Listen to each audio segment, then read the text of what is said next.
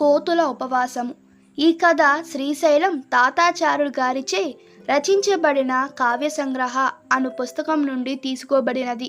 మానవ జాతితో సమాన గుణములను కలిగి ఉండవలను ఆలోచనతో వానరులు మానవుల వలె ఉపవాస వ్రతమును ఆచరించబలచి తమ వరాల కీర్తిని తెలుసుకోవనొచ్చు చివరికి ఉపవాస దీక్ష ఎలా ముగించుకున్నచో అన్న విషయము ఈ కథ ద్వారా తెలియచున్నది.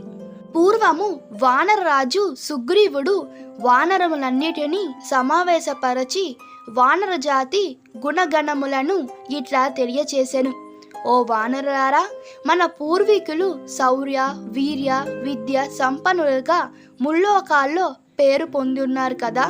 హనుమంతుడు నవవ్యాకరణ పండితుడు మరియు సముద్రమును దాటి వెళ్ళి లంకా నగరమును నశింపచేసినట్టివాడు కదా. అంతటి గొప్పతనము గల మన జాతి మానవ జాతి కంటే తక్కువది ఎట్లాగను? మానవులో ఉన్న విశేష గుణము మనలోని తక్కువ గుణము ఏమిటి? ఎందుకు మానవులే గొప్పగా కీర్తించున్నారు అని తన మాటలను ముగించి మౌనముగా సభనంతయు పరకరించి వానర భావాలను గ్రహించుటకు ప్రయత్నించెను. తమ జాతి గుణములను గొప్పగా విని వానరన్నయు వికసిత ముఖాలతో అనేక శారీరక చేష్టలతో వారి ఆనందము తెలియచేసినవి. అది గమనించిన సుగ్రీవుడు మరలా గాంభీరముగా ఇలా పలికెను. శాస్త్ర ధర్మాలను ఆచరించటకు వలనే మానవులు గొప్పగా చెప్పబడినారు. అట్టి ధర్మాలను మనము పాటించలేమా? ఆ గొప్పతనము మనకు లేదా అని ఆలోచించము. ఈ ధర్మాలన్నీ గతంలో మనము ఆచరించి వదిలేశాము కావున మరలా వాటిని ఆచరించవలను. అందుచేత మనందరము ఏకాదశి వ్రతమును పాటించి ధర్మ మార్గముగా ఆచరించవలను అని చెప్పెను. అంతటా తమ రాజు చెప్పిన మాటలను విని వారులన్నీయు తమ అంగీకారము తెలిపెను. మరుసటి రోజున ఉదయమునే నిద్రలేచి నది స్నానము ఆచరించి పవిత్రమైన మనోభావాలతో రాముని ధ్యానాన్ని ఉపవాస వ్రతమును చేపట్టినవి. వ్రతము ప్రారంభించిన కొంతసేపటికే ఒకరికొకరు చూచుకున్నచు మానసికముఖ కూడా వేరే భావను కలిగి ఉన్నను. ఈ భావమును వానరులు ఆవలింతల ద్వారా స్థిరముగా ఉండలేకపోవుట ద్వారా కాలు చేతులు చాపుకొనుచు తోకను వాసన చూచుకొనచు వింత చేష్టలు ఆచరించినవి. అంతటా ఒక వారణము మిగిలిన వారణముతో మనోభావాలను గ్రహించి తన మాటగా ఇట్లా చెప్పెను. మనము వ్రతమును ఆచరించటలో దోషము ఏమి మాత్రము లేదు.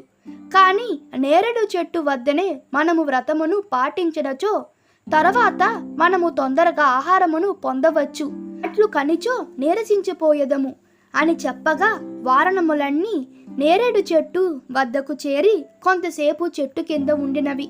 అంతలో మరొక వారణము ఆహారము తీసుకొనక చెట్లు శాఖలపై ఎక్కి కూర్చొని వ్రతము ఆచరిద్దాము, అందులో దోషమేమి అని పలుకగా మిగిలిన వారణములన్నీ అట్టే చేసినవి.